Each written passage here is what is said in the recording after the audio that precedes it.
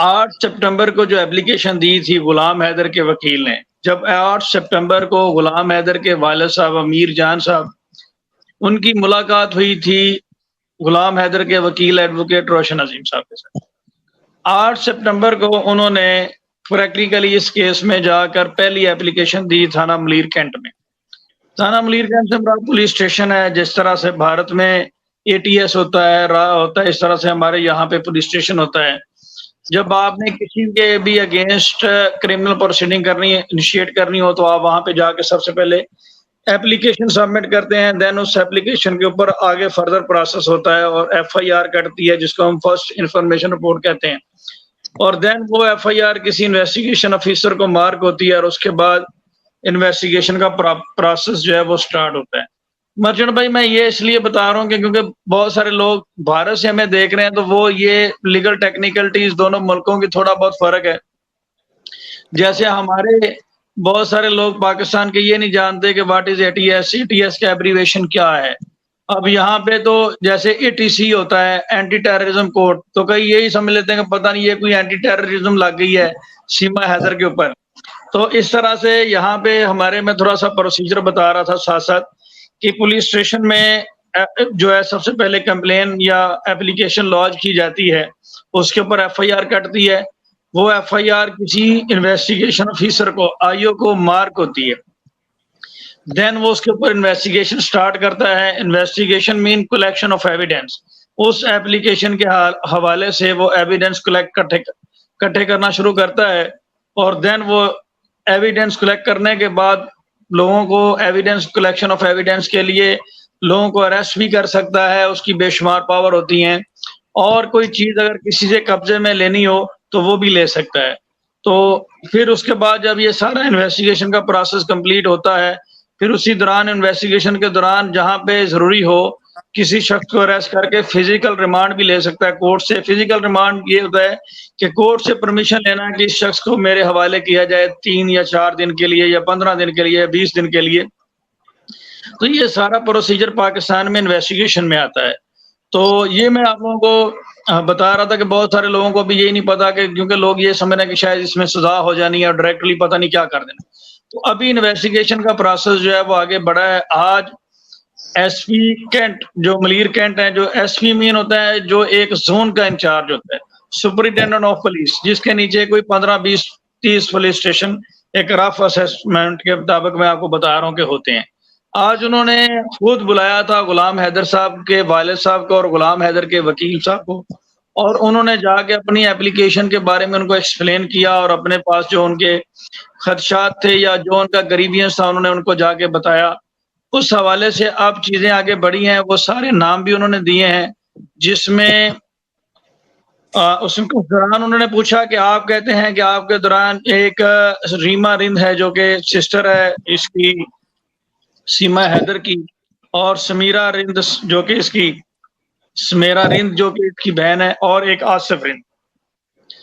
جو کہ گورنمنٹ کسی ادارے میں ملازمت کرتا ہے۔ تو جب ایس پی کینٹ نے یہ پوچھا کہ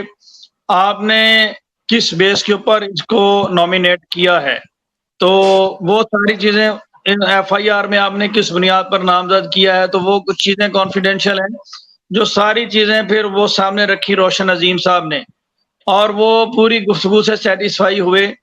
اور پوری گفتگو سے سیٹسفائی ہونے کے بعد اب انویسٹیگیشن کا پروسیس آگے بڑھا ہے۔ اب انشاءاللہ ان لوگوں میں سے نیکسٹ اسٹیپ یہ ہونا ہے کہ ان کے گھروں پہ ریڈ کیے جائیں گے اور ان کو اریسٹ کیا جائے گا۔ اریسٹ کرنے کے بعد پھر ان کا فزیکل ریمانڈ اور یہ ساری چیزیں لے کر ان کے قبضے میں سے ساری چیزیں لی جائیں گی، وہ سم کارڈ وغیرہ اور جو مناسب چیزیں ہوں گی،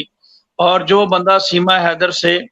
رابطہ بھی کرواتا رہا انشاءاللہ اس کو بھی ٹریس آؤٹ کیا جائے گا۔ اس میں ایک ایجنٹ بھی ہے، تو وہ پورا پھر انویسٹیگیشن کے دوران سارا ڈیٹا پورا اکٹھا کیا جاتا ہے کہ آیا جو شخص جس کو لیا گیا ہے، جس کو اریسٹ کیا گیا ہے، وہ شخص پہلے بھی کوئی ہسٹری شیٹر ہے یا نہیں، اس کا پہلے بھی کوئی اس طرح کا ٹریک ریکارڈ ہے یا نہیں۔ جس طرح سے سیما حیدر کو باہر بھیجنے والا ایجنٹ جو ہے اس کا پورا ریکارڈ چیک کیا جائے گا کہ اس نے پہلے کس طرح سے اس کی ایکٹیویٹیز کیا ہیں۔ اس کا طریقہ کار عام طور پہ یہ ہوتا ہے کہ پولیس کے پاس ایک سسٹم ہوتا ہے کہ جب وہ آپ کا I D number, national I D number inter کرتے ہیں تو پورا ڈیٹا آپ کے سامنے آ جاتا ہے۔ اور وہ ٹریس آؤٹ کر لیتے ہیں کہ اس کی کرمنل ہسٹری کیا ہے, آیا یہ شخص ہسٹری شیٹر ہے یا یہ انوسینٹ ہے یا اس میں. تو یہ ابھی بہت ساری چیزیں ہیں ایسی کہ جو جس سے چھپ نہیں سکتے یا بچا نہیں جا سکتا. تو یہ لیگل پروسیجر جو ہے وہ پوری طرح سے اڈاپٹ کر لیا گیا. دوسرا ان کا ایک بڑا اہم میسج آج انہوں نے دیا ہندوستان کے لیے, غلام حیدر کے وکیل نے ہندوستان کے لیے بڑا اہم میسج دیا ہے. ہندوستان کے لیے انہوں نے میسج یہ دیا ہے کہ بہت سارے لوگ یہ کہتے ہیں کہ جی غلام حیدر پاکستان کیوں نہیں آ رہا, وہ ہندوستان کب جائیں گے, اور وہ پاکستان میں بیٹھ کر کارروائی کر رہے ہیں. میں ابھی پاکستان کی اپڈیٹس آپ لوگوں کو بتا رہا تھا کیونکہ پاکستان کے بارے میں لوگ جاننا چاہتے ہیں انڈین لوگ کہ پاکستان میں اس وقت کیا چل رہا ہے. تو میں یہ آپ لوگوں کو بتا رہا تھا کہ پاکستان کی اگر بات کی جائے مرچنٹ بھائی, تو پاکستان میں آپ دیکھیں کہ اب یہ ساری انہوں نے بتایا کہ سب سے پہلے وہ پولیس میں اپلیکیشن انہوں نے لاج کی, ایف آئی آر کٹ کی. اب اس کے ساتھ صرف پولیس مل کے کام نہیں کرے گی, جیسے جیسے انویسٹیگیشن آگے بڑھتی ہے نا, جیسے جیسے انویسٹیگیشن کا دائرہ وسیع ہوتا ہے, واسٹ ہوتا ہے, اس طرح سے چیزیں بڑھتی جاتی ہیں اور مختلف ادارے اس میں انوالو ہوتے جاتے ہیں. اب یہ انویسٹیگیشن جیسے جیسے آگے بڑھے گی تو نئی بات کیا سامنے آئی کہ اس میں 4 مائنر بچے بھی انوالو ہیں جن کو آؤٹ آف کنٹری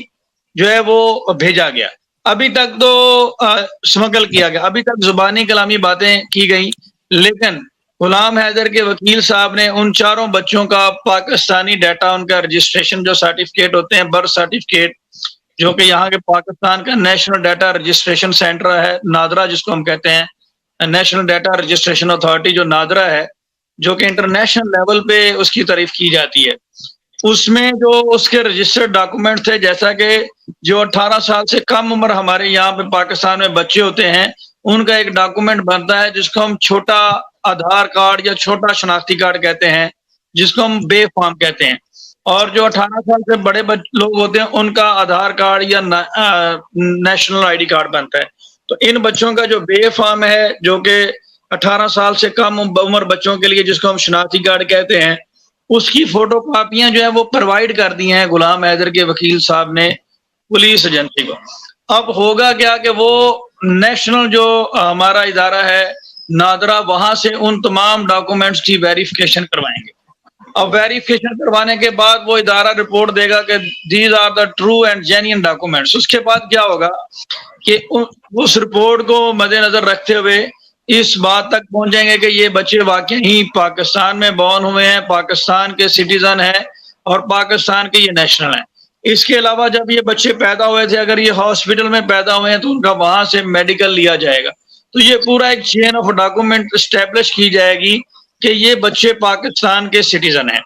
اچھا, یہ ساری چیزیں جب پرووائڈ ہوں گی اس کے بعد ان کا اسکول ریکارڈ جو ہے, ان کے پرنسپل, ان کی دیگر کے یہ بچے یہاں پہ اس علاقے میں رہ رہے تھے, پورا ایک چیزیں جو ہے نا, ہم اے پی سنگھ کی طرح نہیں کر رہے کہ سیما حیدر کے میٹریمونیل اوبلیگیشن پرفارم نہیں ہو رہے اور کچھ بھی بیٹھ کے کر دے, وہ نہیں ہم کر رہے.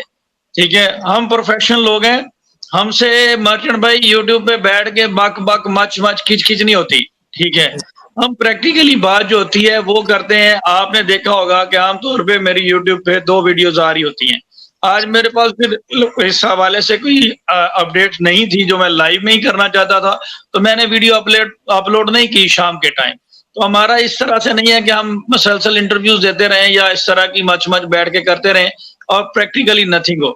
ہم پریکٹیکل کام کرنے والے لوگ ہیں اور پریکٹیکلی کر کے دکھاتے ہیں. تو یہاں پہ